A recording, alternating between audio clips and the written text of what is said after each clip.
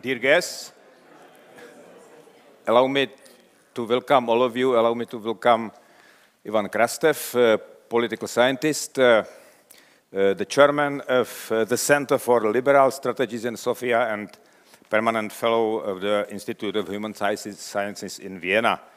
And I would like also mention that Ivanem Krastevem is contributing opinion writer for the New York Times, and author of many books, for example, Democracy Disrupted, or probably the last book, After Europe.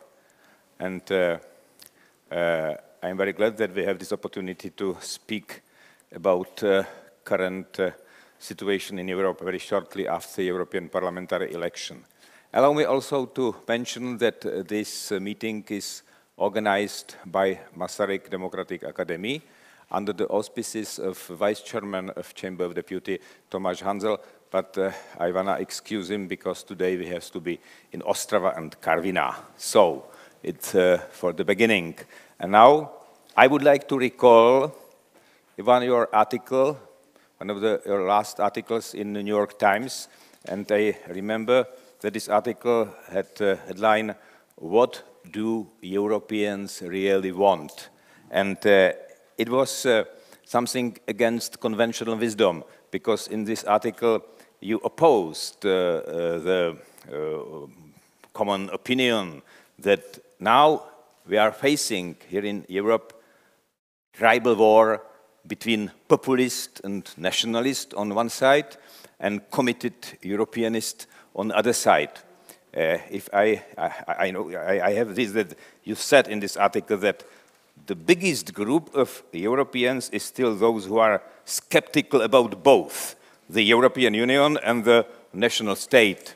And maybe you also stated that what is going on is not the mainstream moving to the fringes, but voters moving in all directions from left to right, from anti-system to mainstream, the constant crossing of ideological borders. Maybe it seems that in, as you said, in 2018, we have migration crisis of voters.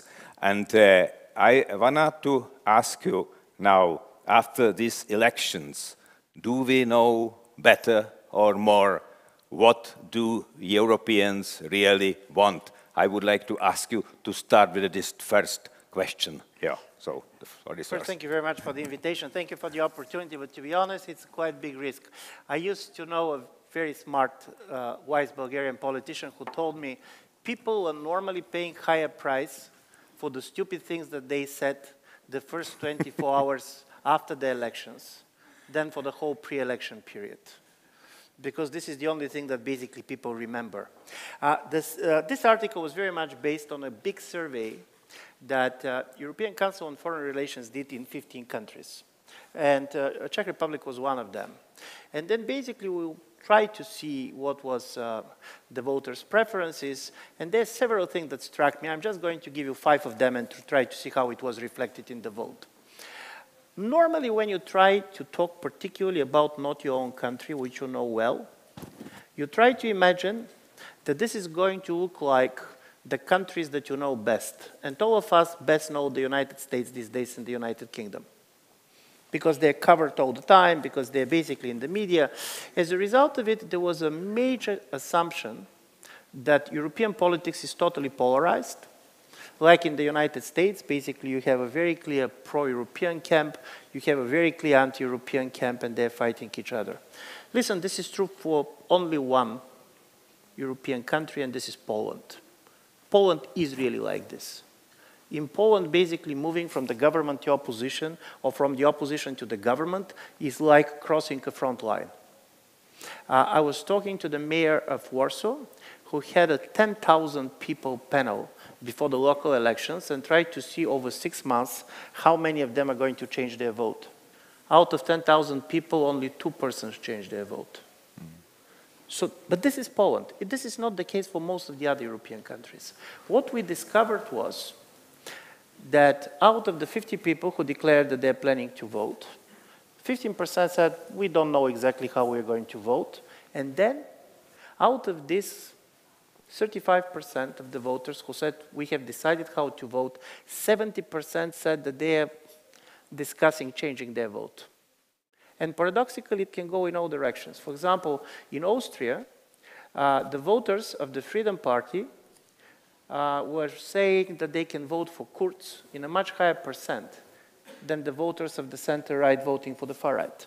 So for us, this was the first thing that we discovered, is that European politics on the eve of the elections looked like a city center in which suddenly the traffic lights were switched off. People move in all directions. You don't know where they're going to end up. And listen, if you see to the election results, to a certain extent, I do believe that this was not a wrong predictions, because some of the expectations that, for example, there are going to be overperformance, for example, of the Alternative for Germany, because normally this kind of parties are doing better on the European elections. It didn't work. But at the same time, you have look at how people are voting in other places. People are really moving between parties. Small parties coming up. Liberals and the Greens happen to be the biggest winners. Nevertheless, this was also interesting to see to what extent the Green wave does not cross the east-west borderline. Very strong in Germany, very strong in Austria, very strong in France this time. The second thing that came very much to us is that if you listen on one level to President Macron, on the other to Prime Minister Orban, this was going to be a referendum. And basically Orban said it's going to be a referendum on migration, and Macron said it's going to be a referendum on Europe. Yeah. And my argument was it was not going to be a referendum. And this is not going to be a referendum for the following two simple things, which I do believe also, if you go on the vote now, you're going to see. First, on migration. When we went on the surveys, we discovered that there is only one country in which migration comes as the issue number one. It's not that people don't care about migration, but it was only one country in which people said that this is the most important issue. And this country was Hungary. Not because there was many immigrants, but because of the very strong media situation around this. But the most important reason, migration being not as important as many people believed, is the following. First, the number of the people that came to Europe declined dramatically. For the last year, there are 120,000 people who came. This is the number of the people who landed in the Athens airport in a single day of August. So this has nothing to do with the images of thousands of people crossing borders, of what is happening. So this is not 2015, it's not 2016. The second reason is that basically there is no major party in Europe these days that advocate open borders. None of the major parties, both left or liberals, are going openly to say we keep the open borders. Strengthening the external borders of the European Union has become a common position. But the third thing, and here Czech Republic is the only exception, by the way. For the first time, we asked people, what do you fear more? Emigration, which means your own people leaving the country, or migration, foreigners coming? Czech Republic is the place where people much more fear people coming, but also Czech Republic is one of the very few Central and East European countries in which you do not have a high number of people that have emigrated. But here is the result for the other countries.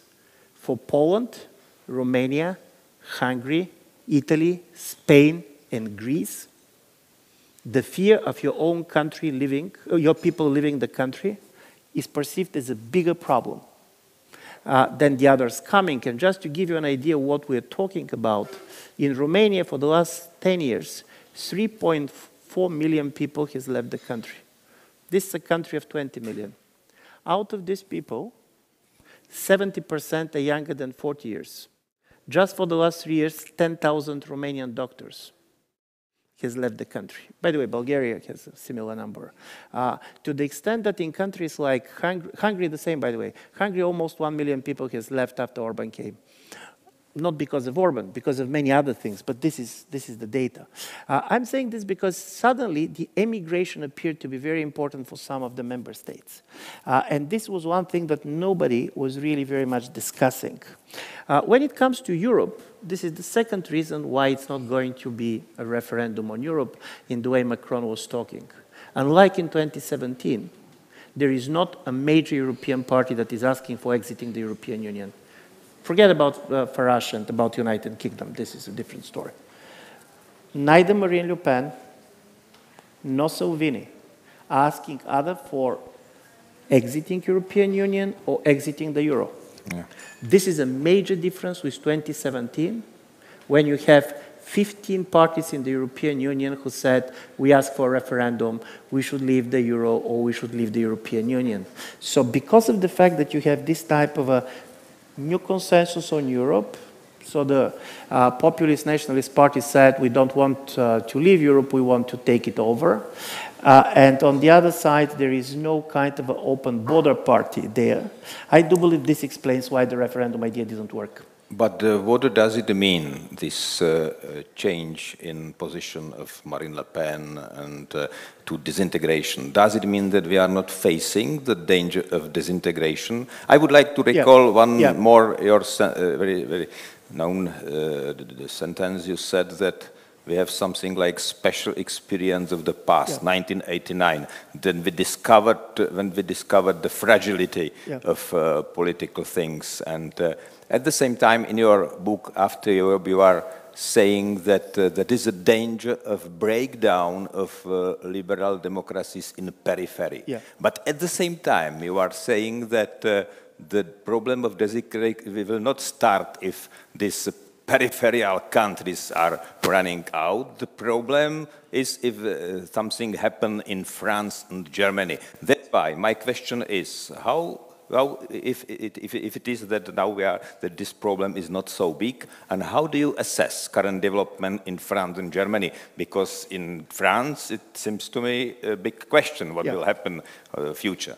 No, I very much agree with you. In a certain way, my also idea always was, and I hope I'm wrong, that you don't need to have an anti-European parties in order to destroy the European Union, because basically the big projects like the EU collapse in the way a bank collapse. What is a run on a bank?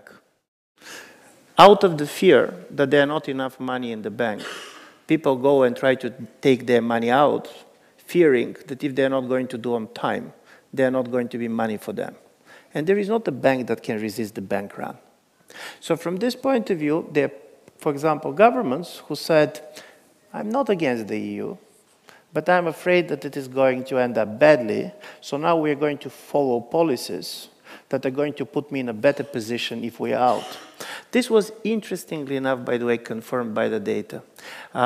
When we ask now people, do you trust the European Union, you know also from the Eurobarometers and others, that confidence in the EU is higher than in any other period for the last 25 years. At the same time, the majority of people in every single country, with the exception of Spain, said that they fear that in 20 years they're not going to be European Union. I'm saying this because it's Euro-pessimism and not Euroscepticism that comes about a bigger issue. And here comes France and Germany. I was always very much afraid that France and Germany can be a bigger problem, and if you basically look at the latest, what happened yesterday night, you're going to see it. First of all, the data on France was absolutely devastating. 65% of the French believe that nothing works. European Union does not work, national government does not work, highly, highly nostalgic. The life was better before, our kids are not going to have good life. And because Macron made Europe the major part of his appeal and agenda. So this is when people are saying, oh, but Marine Le Pen also won 5 years ago. 5 years ago, she won, and of course, Hollande was doing much worse than Macron, but one never said that for him the most important is European Union. He didn't make himself the symbol of the European kind of reinvention. Well, Macron did it, and this is a symbolic victory, and this symbolic victory for Le Pen is going to hurt him. And then you have Germany, and what happened in Germany is not simply that Mrs. Merkel went under 30% and lost votes. But keep in mind, she decided to put a German as the leading candidate for the EPP, believing that the fact that you have a German candidate is going to mobilize more votes. They're going to be a patriotic vote. It's going to be a pride vote. It worked in Netherlands. Timmermans made a miracle. Basically, the Dutch Socialist Party was dead, and he resurrected it. They ended up as #1. It didn't work in Germany. Basically, Mr. Weber, who, by the way, is a very nice person, it's not about who is nice and not nice. The problem is that in Bavaria, the Christian Social Union got the worst result that they have ever got. So from this point of view, the weakness of Germany and France is critically important because, and this is my analogy always, I know that analogy is idiotic and it's not an analogy about political system, but when people go closer to the disintegration of the Soviet Union, they're going to see one thing. It was not in many cases that nationalism destroyed the Soviet Union, because nationalism in many of these republics came as the result of the disintegration and not as the reasons for disintegration. But the story which was important was that Baltic republics ran away.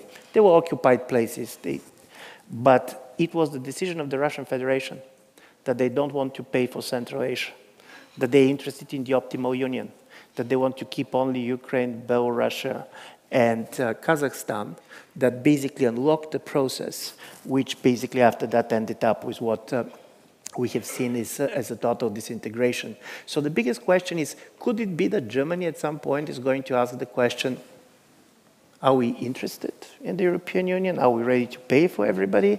Particularly how we can do it if France has a very different views than us on what to be done. And France is asking a different question. Where are the borders of the European Union? Are Bulgarians really part of it? What about others? There are not many French investments in some of the countries. So this is what I do believe is still relevant in this analysis.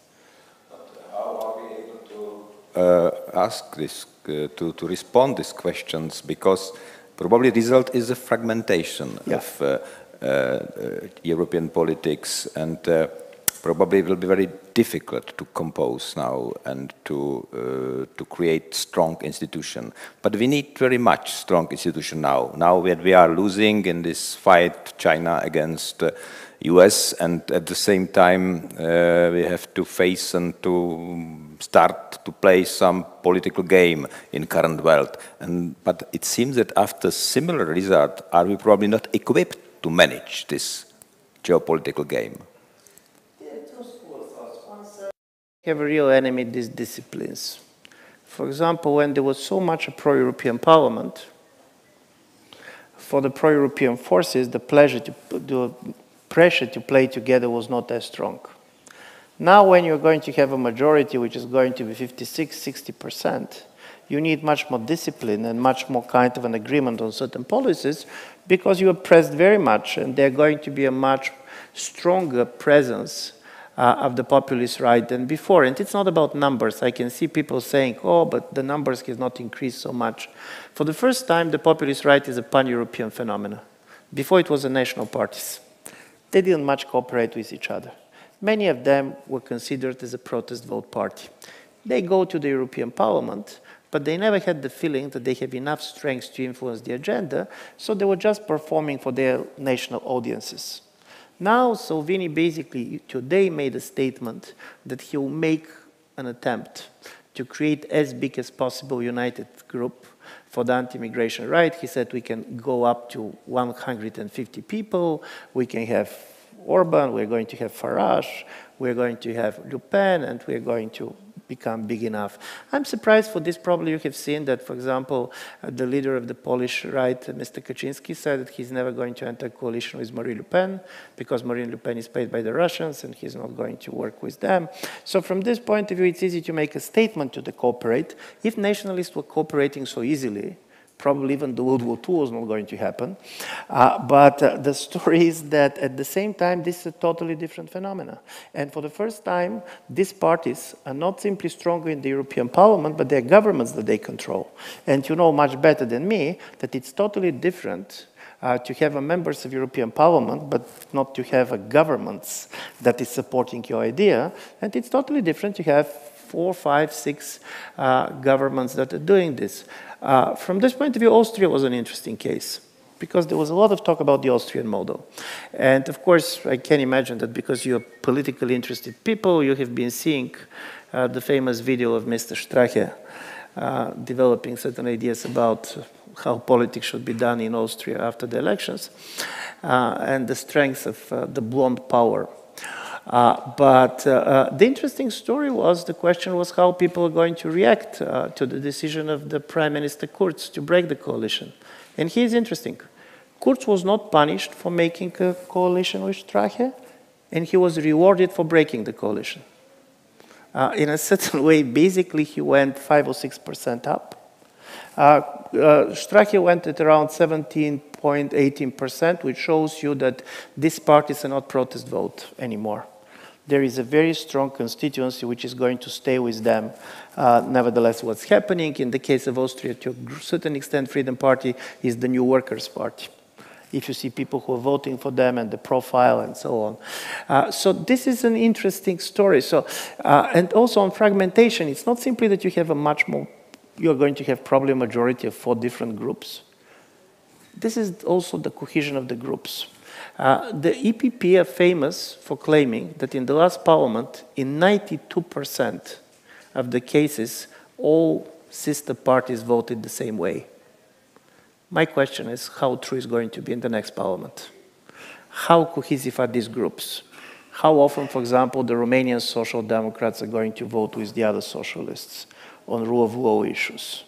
How often Mr. Orban, if he stays with EPP, is going to vote together with the Germans? So the fragility and the volatility of the situation, in my view, has increased incredibly, and this is much more important than to see how many seats one or the other party is taking. That it's impossible now to say if this election could be something like a new start, new beginning of it, what will follow will be something like continuation of resentment and malice in Europe. I remember that you one time you said that in 2014 in Europe was diagnosed by mental disease, autistic. You spoke about autistic disorder. And the question is if we are able to overcome this. For example, the turnout was higher. Now, it seems that maybe in politics we have new incentives, new movements, and then the question is, what will follow? The malice, or there is some chance for new start? No, first, I never was very deterministic in politics, because I do believe one thing that particularly political scientists, we don't like to talk about is how important the personal factor is. It is also about leaders. Look at the situation in Spain. By the way, classical situation where before the previous elections, you have a situation that very much looked like Italy. The 2 major parties of the center, the People's Party and the Socialist Party, being in a major crisis. And then on the left, you have Podemos, and then from a center-right, you have the Citizens, Ciudadanos, and basically it could have easily ended in the way like ended in Italy, in which the 2 major parties basically disappeared. And then you have the Sanchez effect. And he basically doubled the result of the Socialist Party, which many believed that it was doomed. And on these elections, you can see also the People's Party managed to regain some of the positions that they have lost. When people believe that everything is predetermined, that everything is a trend, I don't believe it is. It very much depends also on the performance of the political leaders, how they communicate, what they were doing. For example, Bulgarian elections was very much by this. 2 weeks before the elections, major scandal concerning scandals, one of those most politically sensitive scandals, people in power getting cheap apartments, people don't like it. And then you basically believe that opposition is winning. And then the prime minister basically was going around the country for 2 weeks, talking to the people. The governing party won with 6%. Is this structurally predetermined? No. So from this point of view, for me, the first big story is the European leaders are going to bet on strong leaders at this moment and what these strong leaders are ready to offer. Because one of the differences between the populist parties and the mainstream parties is that populist parties are starting to come with leaders. We can like or dislike them, but at least we know their names. Salvini basically became very popular for certain type of constituencies with very simple messages. Prime Minister Orban, was building a name. Most of the names that we know in the center, with the exception of the French president or Mrs. Merkel, are people, particularly in the case of Mrs. Merkel, which is coming at the end of her career, not in the beginning. The problem is, who are those leaders which are going to be identified, which people can really go with, and that can send the same message, which otherwise does not work if there is nobody to tell this. And I found from this point of view neither pessimistic nor optimistic. It depends on people and it depends on certain decisions. I find somebody like Mark Rutte a strong figure. It depends. Him being or somebody whose name have never been heard by anybody, who is going to be put on a position, and even if he's a very kind of otherwise nice person and intelligent person, simply cannot go with tough decisions. Leaders who will win. I would like to recall that in today New York Times, the main article is why Trump will win the next election. And we know who are these leaders. Narendra Modi in India and Duterte was a victor in regional election now, and Netanyahu, and also in Australia, it is the same story, and Nigel Farage and other guys, and I can summarize that we have many similar leaders which are raising and which are starting now. No, but listen, there was also Macron, who 2017, he played this role positively. He came from nowhere. Nobody basically believed that he had a chance. He believed that he had a chance. Look at the Greens. In a certain way, what the German Greens did yesterday is historic. Getting more than 20% in such a structured political space, and not simply coming. The story is that the energy is not simply on the populist right, but the problem is how you're capturing it. Because there are people on the streets for different causes. Of course, it's much easier for some of the populist parties because they basically stay on the negative agenda only.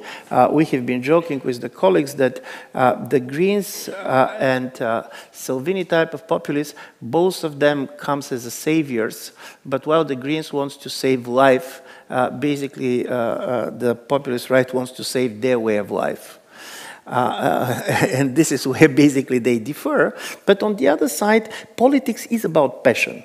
And I more and more believe about this. Look at Farage. He comes. The two major parties cannot, for a period of 3 years, decide where they stand on Brexit. And in order to keep the parties not to disintegrate, they're basically just balancing, not taking position, not taking position, not taking position.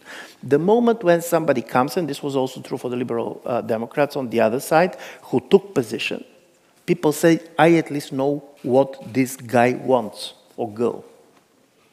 And part of the problem of the people in the center was that for a very long period of time, in order not to lose any voter, it became so confusing that nobody of the voters remember anymore why they're voting for these parties.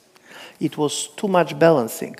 And this is something new. I was just looking at the results, how the elections were going to look if only people younger than 35 had been voting. And this is the biggest problem for the center. Most of the centrist parties totally depend on older voters.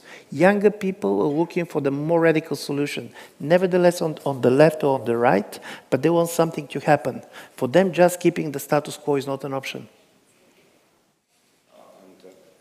So to mention one thing, you told me that I know that you devoted time and energy also to Russia. And, and maybe it will be some book in October with Stephen Holmes. And you also visited Russia. How it looks like with the passion in Russia. Listen, being Bulgarian, I'm kind of born expert on Russia.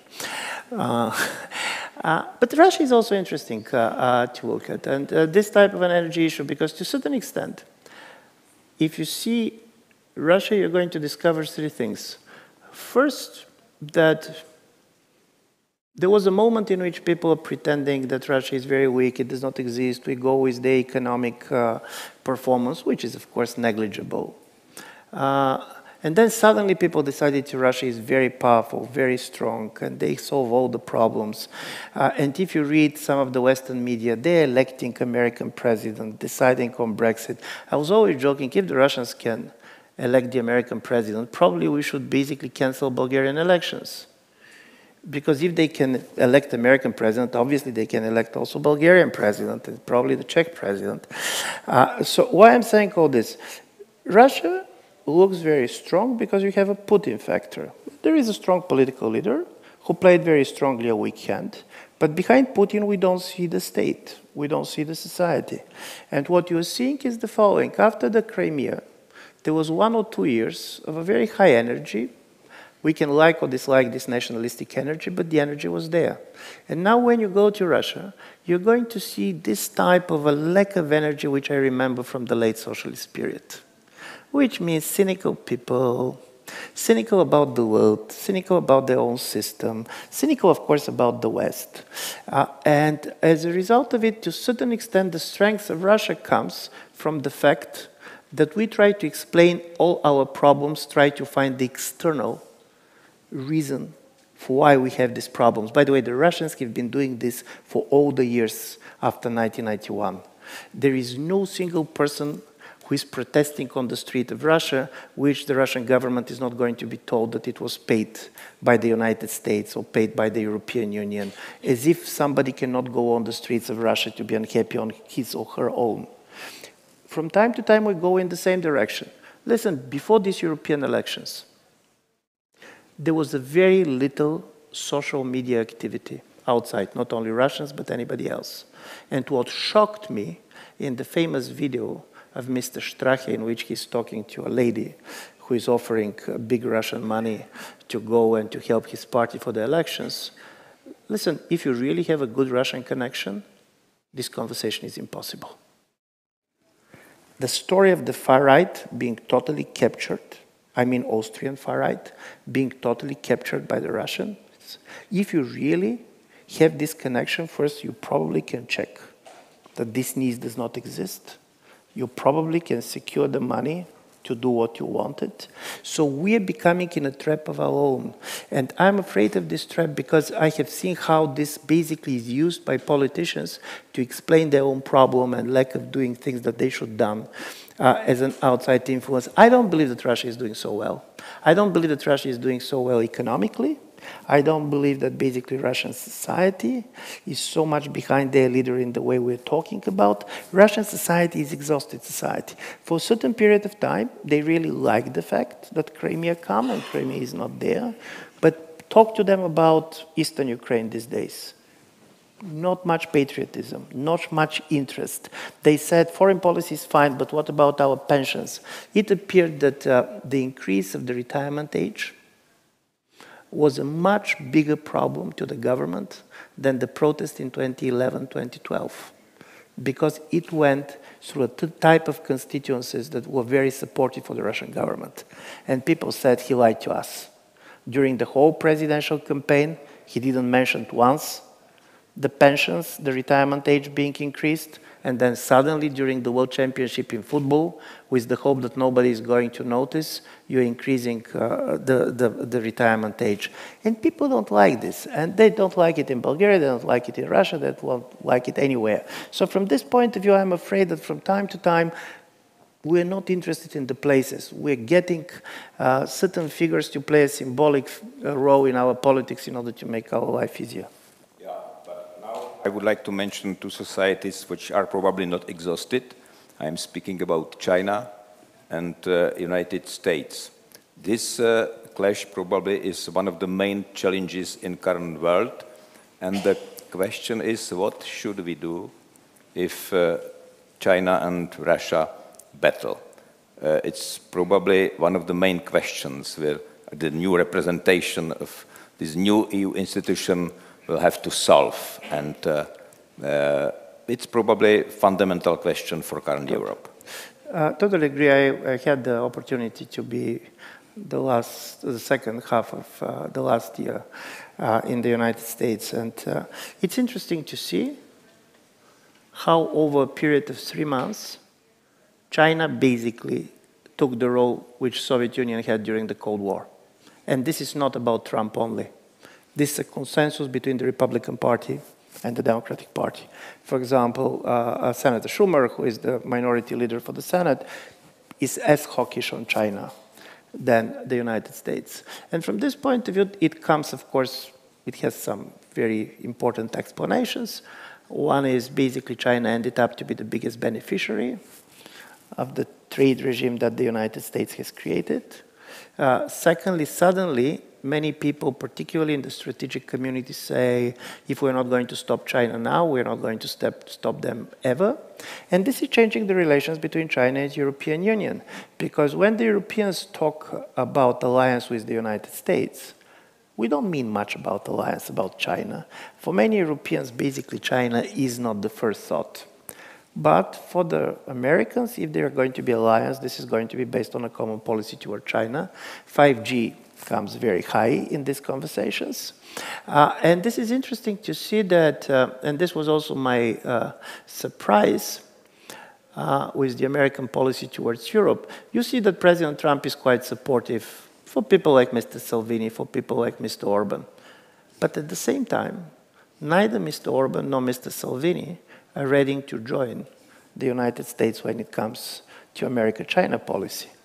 Italy was the first country that signed the Belt and Road Initiative of the G7. Hungarian government twice vetoed common European policy with respect to China, perceived as being anti-Chinese. So from this point of view, in a certain way, while the European debate is still kind of not ready to try to see the new relations between the United States and China, and we pretend that this is simply Trump and this is basically Trump-China relations, I agree with you. One of probably the most important decisions that Europe is going to take is where we stand on this in trade terms, because for Europe it's much more about trade than about military terms, about the relations. And this is not going to be an easy decision. It's not going to be an easy decision, particularly for some of the East European countries, because, let's put it like this, Chinese has not stolen a single Bulgarian technology. Probably because we don't have one, but we don't have some of the problems that the Germans or Americans had. So as a result of it, from the point of view of the public opinion, and don't forget that public opinion is playing much higher role in the foreign policy, many people don't see China as a threat. People are ready to talk about Russia, they're ready to talk about Turkey, but I agree with you, the bigger change is China. But we have to know that we are not neutral in this dispute, because U.S. in the position with Donald Trump as president is hostile also to us. We are also the target. We are also the target of bipartisan bullying from the side of Donald Trump. That's why it's probably not so black and white. No, when I said that it should be taken decision, it does not mean that it's clear what decision should be. Yeah. But it's not a position that you cannot take, and I agree. I do believe President Trump, there are two interesting things about President Trump. Probably more than two, but these two that are interesting for me. He's the first American president who believes that the real war is the trade war. Nevertheless, that he talked about the very high military budgets, you're not going to see him as a classical hawkish military president who is interested in wars. For him, military power and military budget is much more the way to put pressure during the negotiations than kind of the idea to go on the security solutions. He's going to escalate, but the moment when you come to the possibility of clash, he's going to basically go back. This was true on Syria, it's now you can see this on Iran, it was on Venezuela. He's not easily using military force. There were previous American presidents much easier doing this. I'm saying this because for him the trade war is a real war, and the real American enemies are countries that has a trade surplus with the United States. So from this point of view, he said, why Russia is our enemy? There is no trade surplus. Why Germany is our friend? They have a huge trade surplus. And for us, it's very difficult to understand why he's saying this, but this is not simply that he's saying, he believes it. And I agree with you. he believes it, I don't know. There was a book which I'm strongly recommending to you, which is a very old, just when Trump was elected. There is a Cambridge historian called Bernard Sims. And he wrote a simple book only good historians can do. He took all the interviews that Trump has given from 1980, when for the first time he gave a political interview, to the day when his campaign started, but not the books, because the books are co-written, they are other people, just the interviews. And he was asking just one question. Are there some consistent beliefs and ideas that go all these years and never changed? And he found 3 ideas that President Trump never changed in his life. First, trade is a zero-sum game. In order for me to win, somebody should lose. And everybody who is saying that it's a win-win is lying. And the biggest problem of the American foreign policy, according to him, is that the Americans cannot distinguish anymore between the victory and defeat because they try to pretend all the time that nobody is losing. Secondly, and this is also very much Trump, he said, you cannot be victorious if the defeated party is doing better than you. He said, how we know that we have won in the Second World War if the Germany and Japan are living better than us? So for him, basically, winning means that you should live better. And certainly it was Iran. It was interesting. Iran was also very much present as a threat. And this is due to the fact that he started to be interested in politics in 1979, 1980s, when basically the hostage crisis was taking place. Humiliation. So it's about pride and humiliation. So he was changing his views on everything, but on these 3 things, he never changed his views. And this is interesting for this zero-sum understanding of the world. And if they're friends, they should pay for the fact that we are basically defending them. These books that you're mentioning about this with an American colleague of mine, Stephen Holmes, it's very much about imitation. And why basically the Clinton administration, Obama, believed that the world that is going to imitate the United States is going to better world. So democracies don't fight each other. Trump, coming from business, he said, imitators are the worst competitors. If democracy is so good, why we're giving for free? No business person is giving his competitive advantages. There is something wrong with giving for free people that otherwise benefit us. This is a different way of seeing the world. And in a certain way, I do believe it starts with the moment when America does not feel powerful enough in the way it was feeling before. So many Americans was ready to basically share this view. I was always interested because Mr. Trump has a lot of qualities, but being a nice person is not one of them. And I'm not saying it in an ironic case. He's never pretending to be a nice person. So my idea is why people who are not interested so much in political ideologies, certain voters jump to support him. And here's my feeling. People select Trump in the way you select your lawyer, not your political leader. When you have a problem in life and you need a lawyer, you don't go for the most highly moral lawyer. You go for the dirty lawyer if you believe that he has a record to defend you. And I do believe that his play, I'm dirty, I'm doing this, and so on, instead of appalling his voters, is something that attracts them because they believe that in this moment in which America is under pressure, there is a major competition, you need a different type of a leader. And this is an interesting story because as a result of it, America is totally polarized. But this is why when it comes to China, it's not going to be type of a negotiations that we had, for example, with the US before. So now China, when it came big in the American debate, he frozen the tariffs on Europe, the talk. But the idea is, are you going to stay with us against the United States, or do you want me to put you on tariffs? He, as you know, canceled the tariffs on Canada and some other of the Western alliances. So what is the idea of being an ally? Is very different in the thinking of Trump than the previous presidents. For him to be loyal to somebody means to support him when he's wrong. Because he said, if I'm right, where is kind of the difficulty to support me?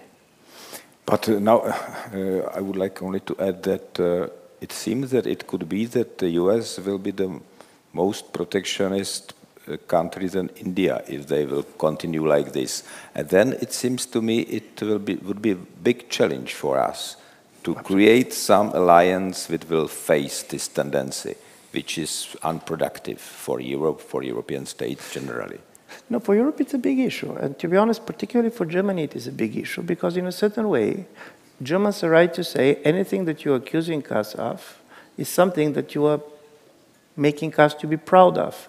Can you imagine in the 1950s some accusing Germany not spending enough money on weapons? So the biggest success of the Americanization of Germany was pacification of Germany. That Germany stopped being interested in a war. And then suddenly, Trump comes and said, but you're not doing this and that. And the Germans said, but are you not afraid that we can start being interested again? And I do believe this kind of a change of a game, suddenly something for which you have been praised, this same thing is the one for which you are criticized, make it so difficult for the Europeans to understand. For example, for years, United States are going to say, unity of the European Union is the strategic objective of the American foreign policy. America is here to keep European Union together. And then comes American president who starts to meet political leaders. For example, Mr. Farage, living the United Kingdom, he's a real guy. He met other leaders just before the elections, which are not famous for their strong pro-European sentiments. And for the Europeans, the sense of betrayal is very strong. I do believe some of the European illusion is that we try to put everything that we don't like on Trump only. I do believe that there is a major transformation of the American foreign policy, and Mr. Trump has his own particularities, but not everything is going to disappear, even if Trump is not there anymore. But it's strange, but maybe it's interesting, but Trump is maybe right, because it was really big success of US to keep Europe together. But it was in the time when Germany was dangerous after Second World War, and Russia was dangerous, but now Russia is weak. Maybe that is why not only you, Trump, but the whole US are losing interest about Europe, because they found this new challenge, which is China. But probably we are, as you said, we are not able to see it in a similar way. No, listen, I agree. I do believe that the problem with Trump is that his intuition on many things is right. The way he is expressing his view about the world is wrong. As a result of it, for many people, it's difficult to understand that probably he has the feeling about something that Obama also agrees with. Because if you go back, you're going to see Obama's view on Europe being totally different. Obama was interested not in Europe, but in Europeans. He was interested in Europeans as the ally for dealing with the problems outside of Europe. But Obama believes structurally that in order to succeed, you should go with the trade blocs, that it's not about military alliances anymore, that the trade blocs are going to keep countries close to the United States. He is totally different with Trump, because Trump and Obama, in my view, both of them face the certain decline of the American power. It's not that the America is becoming so much weaker, but other countries, particularly economically, is going up, China being only one of them. But then how you're dealing with this situation? You're losing monopoly. And one is to try and to say, okay, let's try to fix and to discipline what I have. And alliances is the best that we have. Then Trump comes and said, why we need alliances? In a one-to-one relations with everybody, America is going to be stronger than anybody.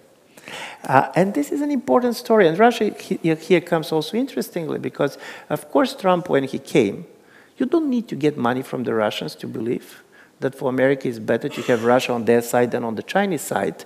But on the other point of view, he missed the moment in which Russia and China went close enough, in which divorcing them is not as easy as they believe. For example, if you talk to the Russians, they're going to tell you that, yes, now we're coupled with China. And when you're telling them, okay, but this is asymmetrical relationships. Chinese are much stronger than you. Look at your economy. Look at the Chinese economy. Look what is happening in the Far East. Are you not afraid? And they're saying three things which I do believe is interesting to keep in mind. First, they said, yes, China is economically stronger than us, but we have strategic culture that is much more interventionist than there. So relations between us and the Chinese are going to be the relations between the French and the Germans. Russia being the France, and China being Germany. Secondly, they said, we want China, and we want China and Russia to go together to Europe, but we don't want to side with the Chinese in the Asian Pacific, where we want to develop relations with India and with Japan on our own. And thirdly, this is in my view the most important, we always claim that our strength with the Russian leadership comes from the fact that we share culture. Russia, nevertheless, we like it or dislike it, is a very European society. Russia said this is the biggest threat to us. If the cultural sovereignty is the most important thing, Chinese does not have any cultural influence over us, while Europeans do. Yes, but allow me, maybe the last question I would like to ask is this, this current more and more fragmented world in which this globe is the more and more terrain for game and geopolitical games of powers. If I take our experience of 20th century, I feel sorry, but it seems to me that this tendency is very dangerous for countries like Bulgaria and Czech Republic. Oh, yeah. No, listen, I do believe that for a country like Bulgaria, nevertheless, of what people can like or dislike about European Union, to believe that these small countries can function on their own in such a big world. For example, imagine for the following. America can go protectionist. European Union can go protectionist. China and Russia can go protectionist. Tell me how Bulgaria is going protectionist. Because we talk about the return of nationalism, but there is a major difference with the nationalism from the 19th and 20th century. This is a nationalism in the absence of a national economy. I don't know the figures for Czech Republic, but I'm going to give you the figures for Hungary. 30% of the industrial production of Hungary is coming from 4 German companies. What kind of exactly national self-sufficiency you can have? So this sovereignism is a much more symbolic politics, cultural phenomena, and also basically, it is interesting, this was also my feeling that we talk certain things, but we know that they're not possible anymore. And this creates this strange story in which all of us live, particularly small countries, in a double world. Sovereignty is important for every country, but what is the meaning of sovereignty for a small country in a world in which is much bigger? In 20 or 30 years, Europeans are going to be 7% of the population of the world. Is this the same as these small imperial states that have been controlling 70% of the world? And this idea that nothing has changed because we have been before, for me, is critical. I'm going to give you one figure that has always stayed with me. Last year, Bertelsmann made a study in which they discovered that 67% of Europeans, it was in all 28 countries, believed that the world was better yesterday. Some period before, it was better. And I have a friend, famous Bulgarian writer, Georgi Gospodinov, who even started a novel on the basis of this. And the plot of the novel is the following. Imagine that European leaders now, when they go to meet on the 28th of May, decide that we don't have a view for the future, we don't know what to do, but we know that our citizens like the past more than they like the future. So which is the year in which we go back? Which is the year was the best year, but under one condition, that everybody is going to live in their own country. If you are Czech, you are going to live this year in Czech Republic or Czechoslovakia, if it is before 1989. If you're Bulgarian, you're going to stay in Bulgaria. And I was thinking very much which is this year. And paradoxically, I do believe only one year is going to fit. And this is 1989. Not because it was the richest, but because the hopes was highest everywhere. So from this point of view, what people are maximizing is hope, the possibility about the future, that the future is different. And I'm saying this because what worries me most about Europe is European society started to fear the future. Before we have been fearing the past. Now we started to fear the future. It's very difficult to be successful in any policy if you fear the future. We should learn to date the future again, basically. Having a love affair with future should be the most important job for the next European Parliament. Yeah, but now we have to find some solution, Ivan. And now, what is your main recommendation? To endure is all, or to survive is all? What we can now? So, I don't know. I should confess something. When I read a policy paper, I never read the recommendations. Because when this is not a joke, I'm going to tell you why. Normally people are saying interesting things, but when all of us go to the recommendation part, the level of triviality is incredible. Because it's not easy. First question is, recommend to whom? I don't believe it's abstract. It's one thing if the president of the European Commission is going to be Mr. Weber, it's totally different, it's going to be Kristalina Georgieva. This is a different person with different positions. So from this point of view, there is no abstract recommendation to Europe. What is a good recommendation? For Chancellor Merkel, probably is not a great recommendation for President Macron. And I do believe from this point of view, for me, is how to try to talk in the society in the way that we should stop thinking the future all the time as something that is threatening us, because we're doing this to ourselves. And do you know that there is a big studies showing that when there is a fire in the cinema, and you know quite often there is a lot of people dying, most of the people die not out of the kind of absence of air, but out of panic. And the real risk for Europe is that we are starting to panic. And by the way, you can panic on the left, you can panic on the right. You can panic for many things. Yeah. So this is why I'm not going with this recommendation. I do believe that there is a need for some kind of political consolidation. For sure, there should be a political leader whose name the Europeans can learn. And also he should try basically to speak to the leaders of the other great powers in the way also power speak to power. My joke was always that till recently European Union was a missionary. We believe all the time that we have a border with our future members. This is why our borders were soft borders. Probably now from a missionary we should turn into a monastery. At least a place which said, even if others does not want our way of life, we're not going to allow them to change our way of life. So thank you for your questions, your answers, and I would like to transfer to audience, and you can now maybe to elaborate better questions. So who will start? So, yeah.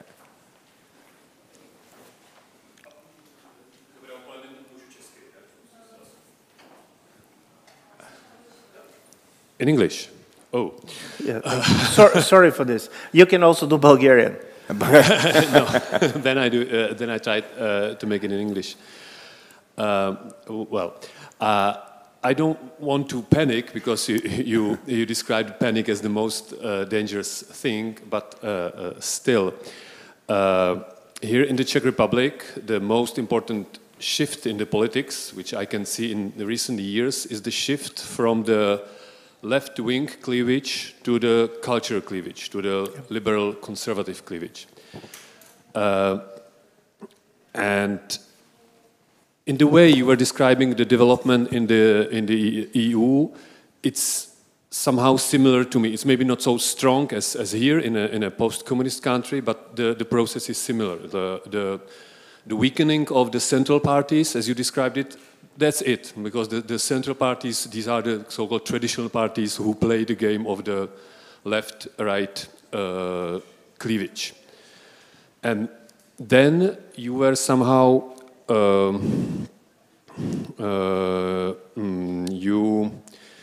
if I understood you well, you praised the new energy which is there, which is on the streets, which comes with new movements, which comes with young people and their more radical expectation of politics and so on.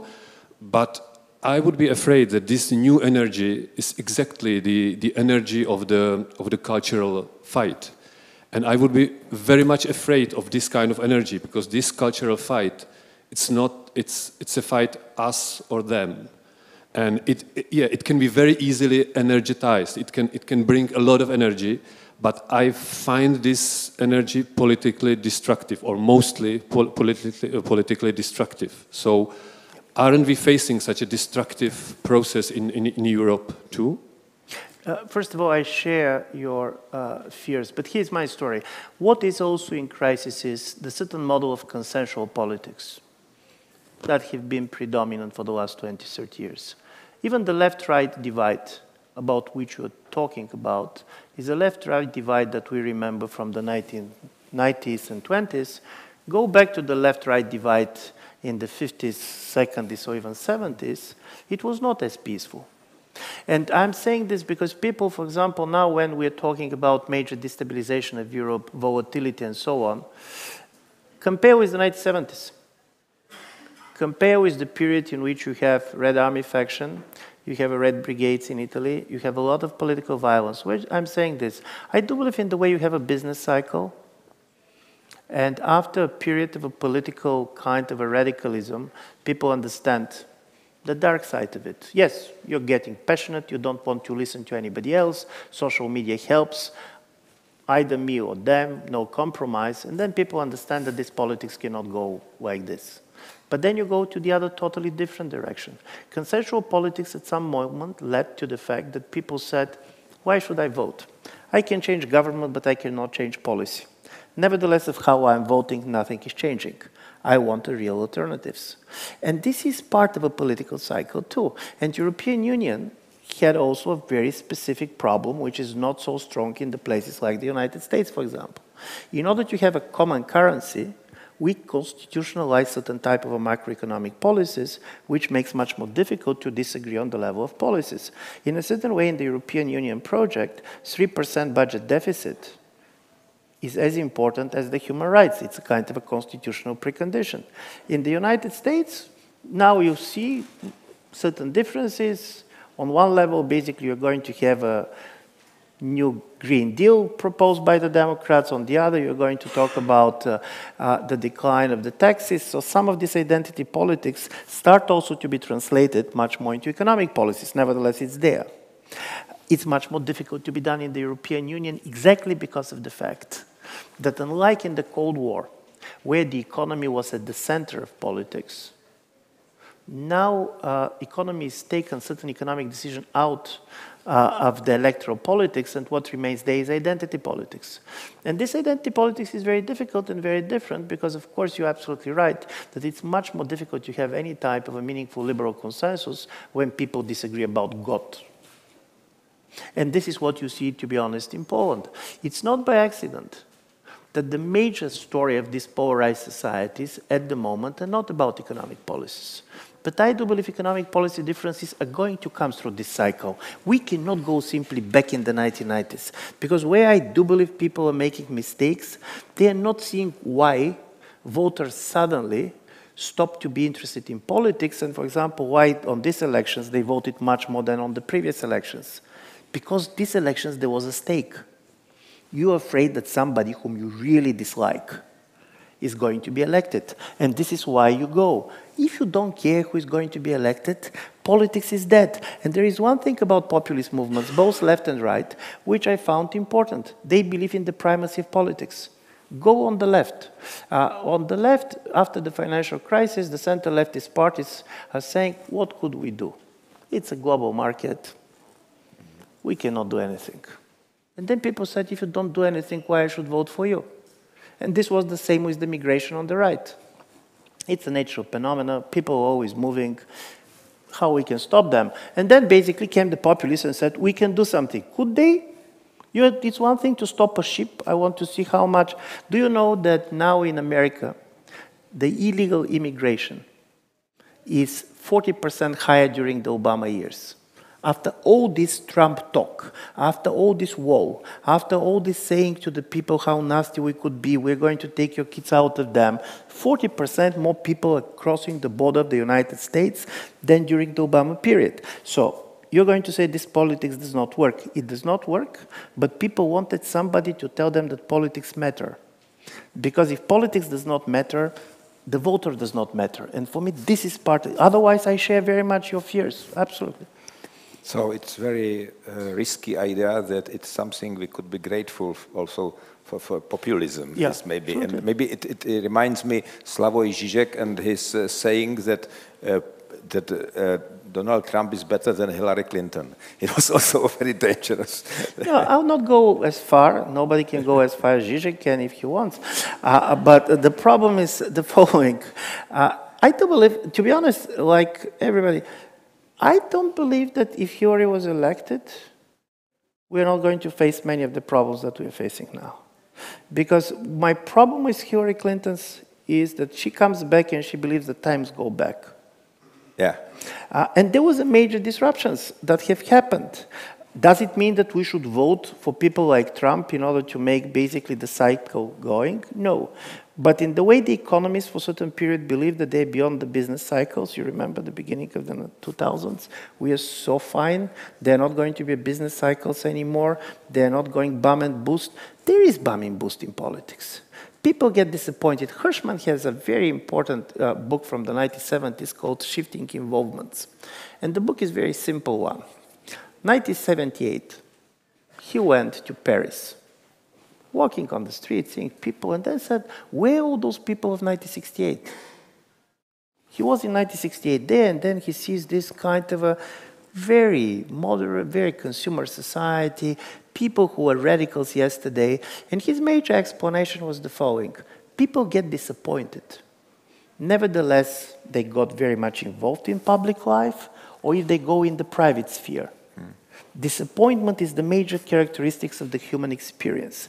So after 10 or 15 years in which people put a lot of primacy in their private life and what I'm doing and I'm not interested in politics, then suddenly you discover people that are very much interested in politics. And by the way, if you see the politics of some of the younger generation, particularly all these green movements and others, this is altruistic politics which is difficult to be sustained. It goes against the interests of these same people. Let's think about 2 or 3 generations ahead, which is not easy in a normal life. But this is this, and democracy, I could be very wrong on this, and this can end badly, I know, but you cannot allow people to live in a democracy without not allowing them to make mistakes and to pay for their mistakes. I have been studying for a year in Britain. I was very much suffering when the United Kingdom decided to leave the European Union. But I don't have a sympathy with this idea. They voted for living, but they didn't know what they do, so this is why we're not going to leave. You're antagonizing people. Allow them to go. They're going to pay for this. We all are going to pay for this. But on the basis of this experience, we're learning not to do what not to do. Probably the next time it's going to be different. The fact that there is no any single party in the EU now who openly asked for leaving the Union is the result of Brexit. Yeah. And this is how democracy works. It is an educational exercise. People get certain social experience and this gets relevant. We're telling people, and this is very much European Union, you're telling people it's your choice, but if you're going to make the choice that I do believe is a wrong choice, you should redecide. And people get angry. Yeah. People get angry. Yeah. Next question, please.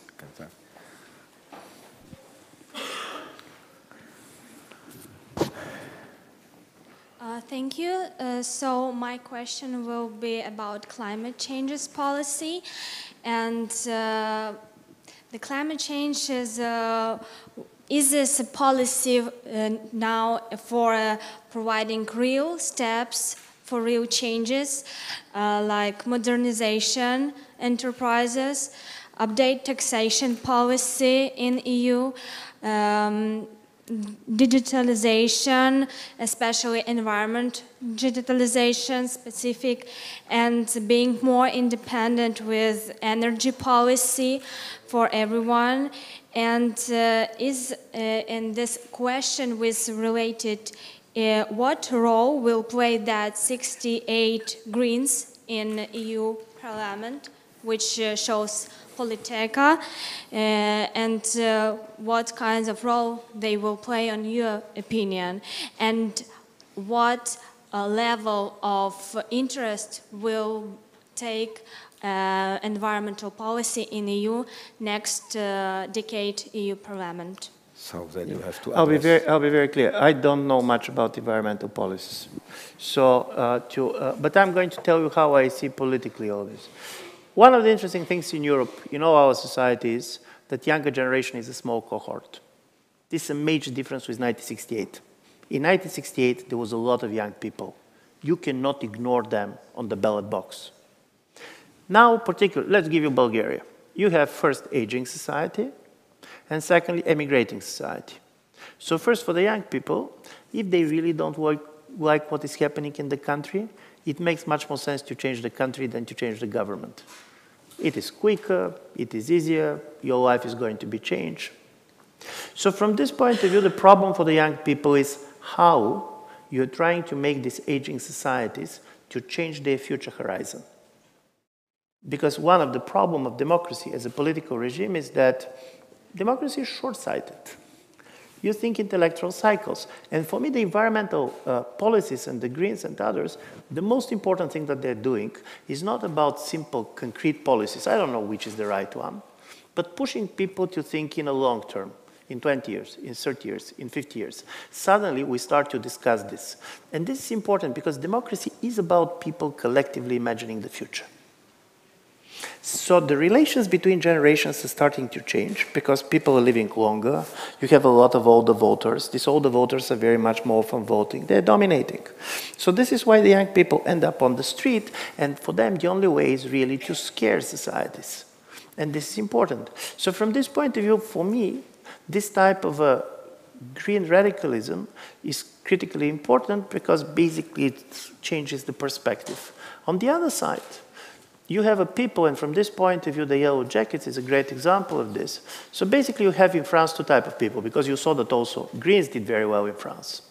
You have people who fear the end of the world, and you have people who fear the end of months, because they don't have money for this and so on. Imagine the life of a Yellow Jacket person.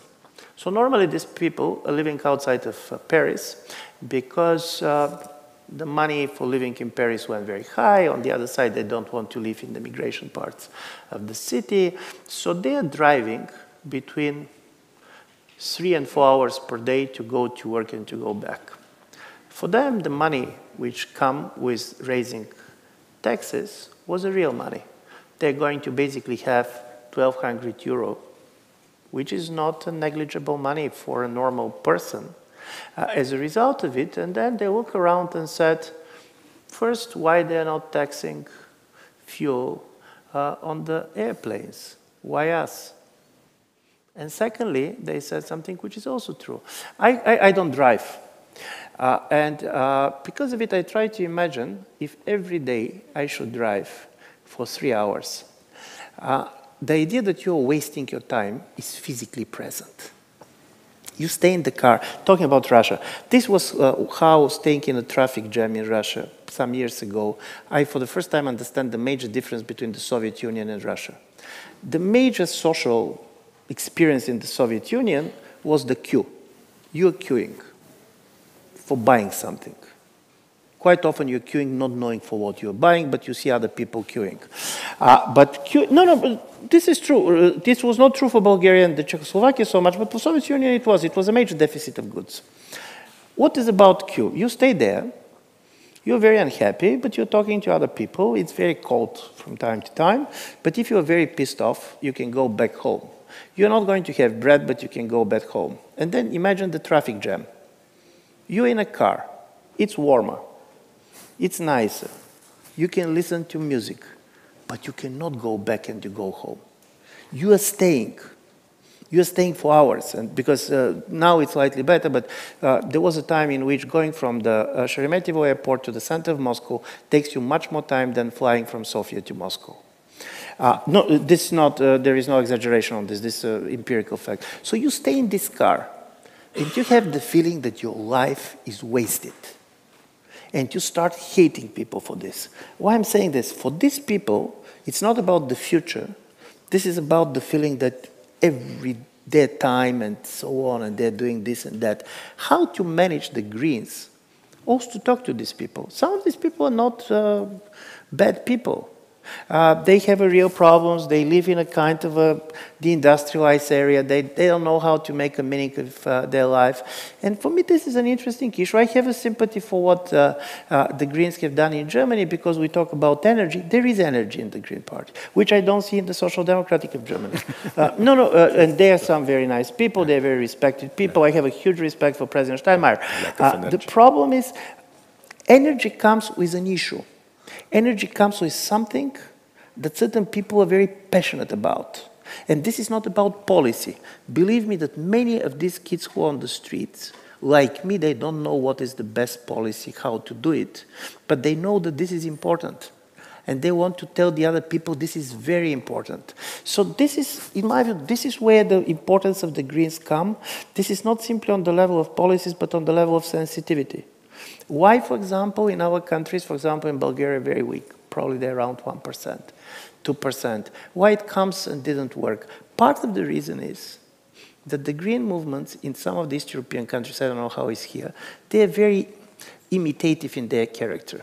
They basically take the slogans, the policies, the body language of the German Greens. They come to Bulgaria and basically start talking the same things, because this younger generation, for them it's much easier to talk with their peers in different countries than to talk to their parents. But if you're not going to talk to their parents, there is no way that any of these policies is going to happen. And in my view, this is the major kind of a challenge. Sorry, on the policy issue, I don't understand it.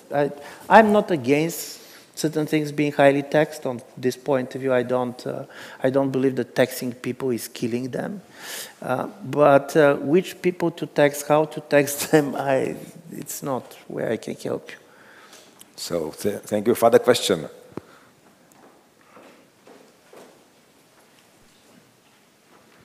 Thank you very much for a very interesting discussion. My question is, you have talked about the Trump administration and them, Trump wanting to have a foreign policy one-to-one with every country, not having an allies. I would like to ask about the Britain. Do you think one of the reasons Britain existed was hoping to have a one-to-one relations with the US and make it more stronger, because have taken into account the transatlantic relations, which is very tense at the moment? Would you comment on that, please? Thank you very much. No, I don't believe it, and I'm going to tell you why I don't believe it. Because the decision to exit European Union was not the decision of the British elites that are interested in foreign policy. This was interest of the British voters who are not interested in foreign policy. Of course, there is a talk, and probably many of the people who voted believed that it's going to be easier for them to have a special relations with the United States. But the famous joke in Britain is that, of course, Britain has a special relationship with the United States. The only problem is that the United States don't know about it. And this is true. I do believe that, of course, there is many things that we can talk about Brexit, and I'm not the most knowledgeable people. Two things struck me as totally very much observing the process from outside. First is the irony. For the second half of the 20th century, London was constantly in the negotiations with its former colonies, where they're getting their independence. And it was very asymmetrical negotiations. London has all the trade expertise, and this kind of a colonies has just passion for independence. And now when they decided to leave the European Union, they ended up in a position of their former colonies. Because for the last 40 years, 30, Britain was not negotiating. All the trade negotiations have been done in Brussels. The best specialists, British specialists on trade, have been working for the European Commission. Do you know that 10,000 new experts has been hired by the British government in order to be able to negotiate with the European Union? I'm saying this because the second thing that came for me as a shock, and I was trying to see the Brexit with the eyes of my mother, who is a teacher in literature, not very much interested in politics.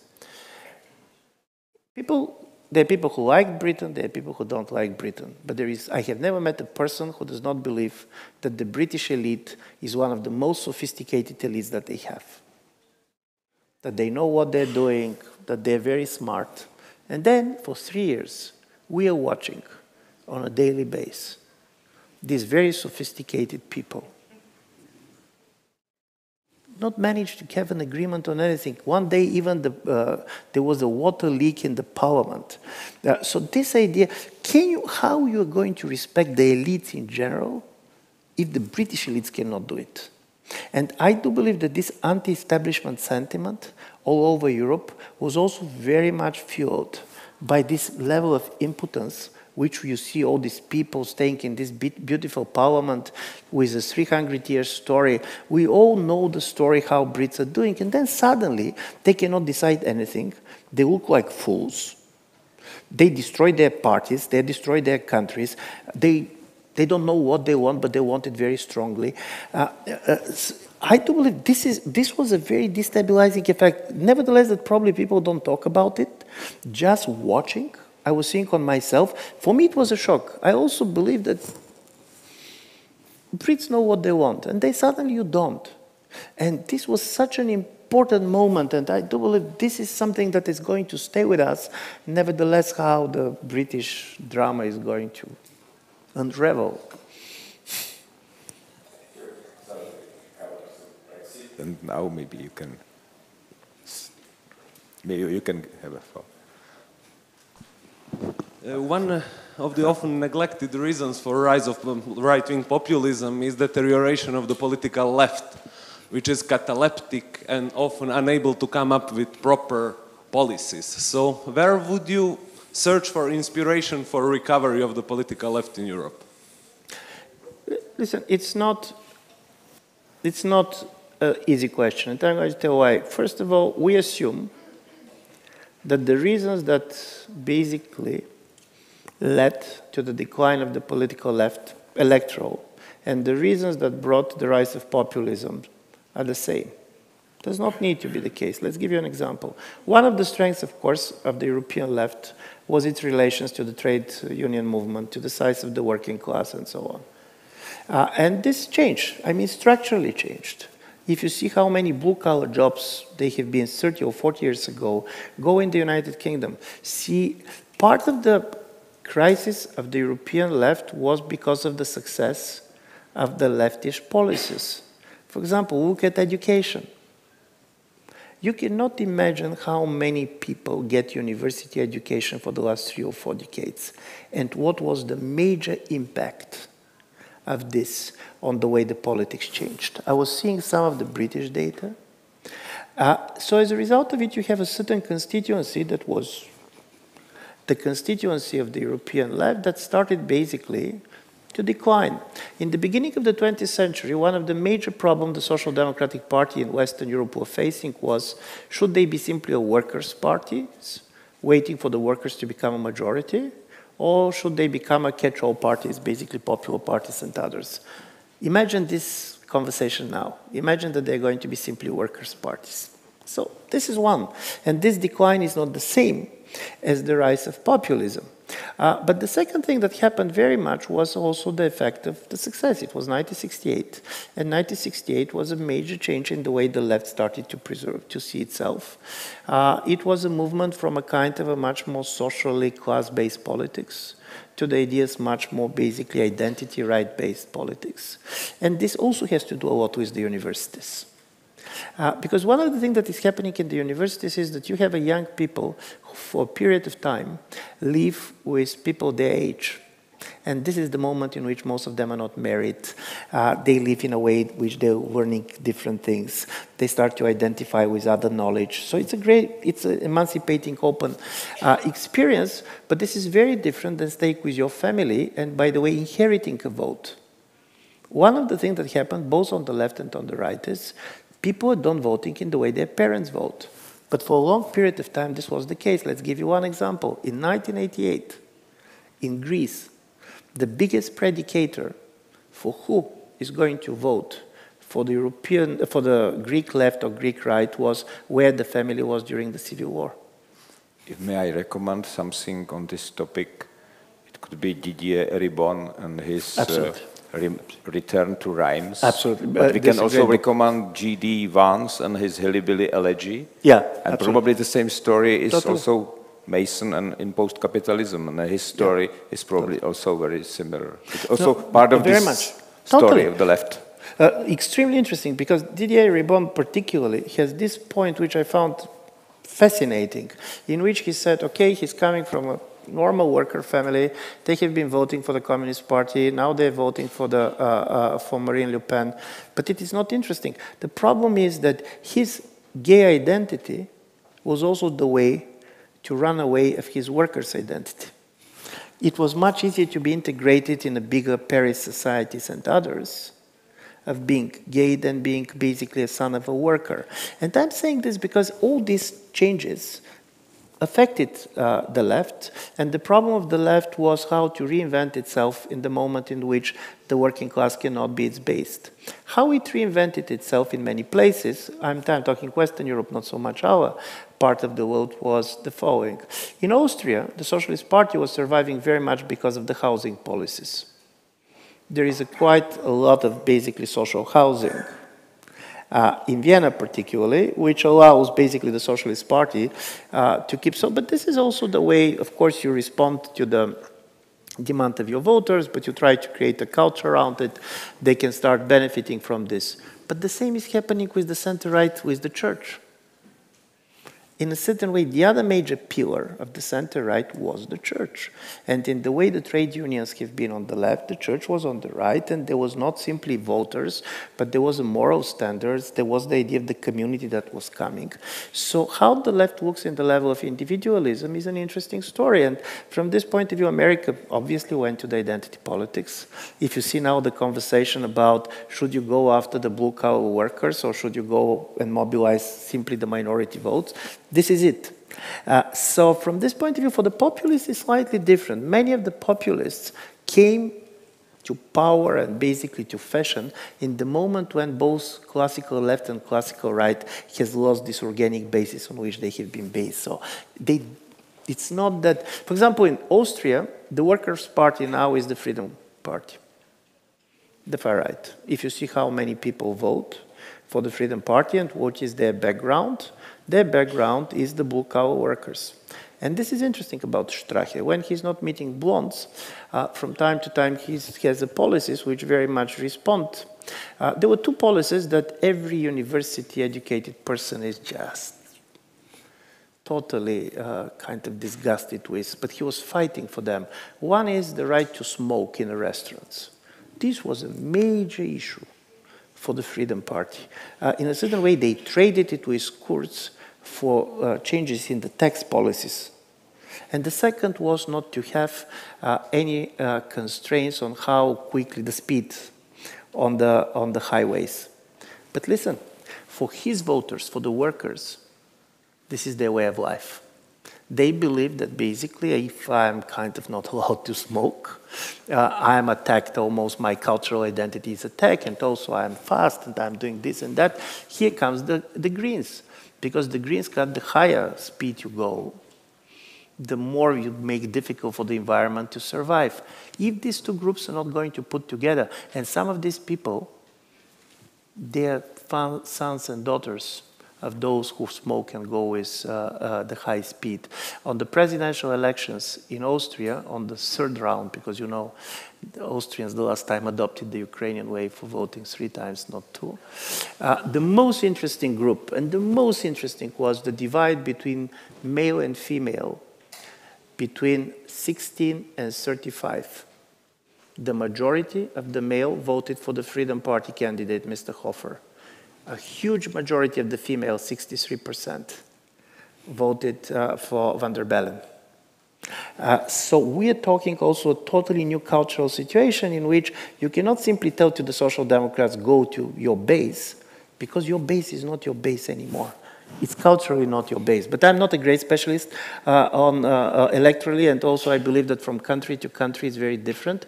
In Bulgaria, the left is simply an ex-communist party.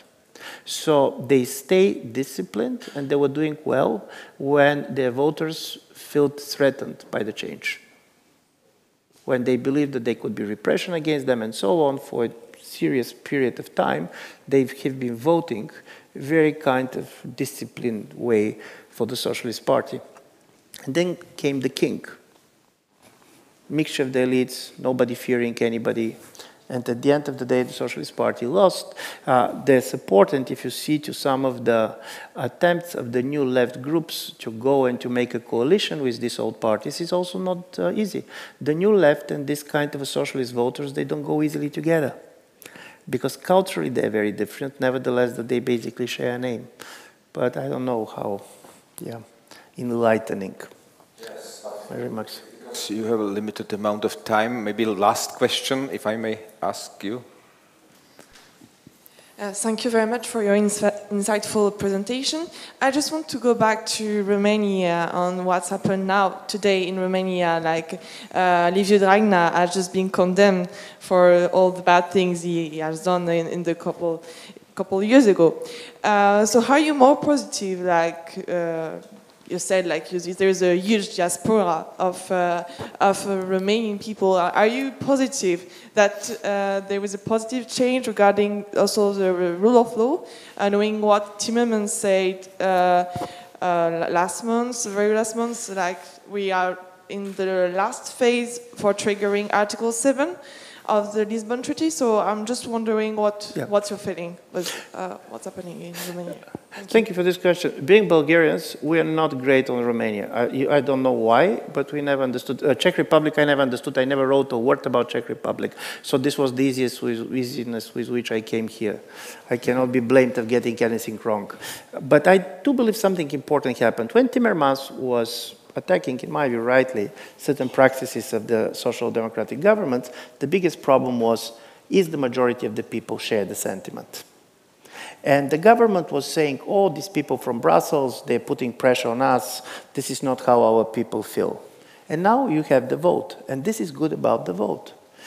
Because you have two of the opposition parties which get a huge support. And they know that Timmermans was right. People don't like what they see. They do believe that the elite is corrupt, and they do believe that the government is trying to protect their positions. On the other side, in order to be absolutely honest, I was also not a great friend of the anti-corruption campaigns going here and there, because most of them are concentrating a lot of power in the prosecutors, in the police, starting with the idea that these are clean institutions which are going to basically clean the other parts of societies. Of what I have seen, police and prosecution's office are not the cleanest institutions I have seen. And particularly in Russia, the joke is that prosecutor probably is the leader of the best organized criminal group in the country. So from this point of view, they should be democratic politics and not simply this institutional story matters. And I have a sympathy for the way the Romanians voted. And from this point of view, Timmermans can feel justified for what he said. People were on his side. Majority of the people. Yeah. Thank you, Ivan, for all these answers. And now allow me maybe to make very short summary. Don't panic. All this is just democracy. And thank you for your willingness to ask all these questions and maybe to make some reflection on a European parliamentary election. Thank you very much for this, and I wish you a pleasant stay here in Prague. Thank you. Thank you very much. Thank you.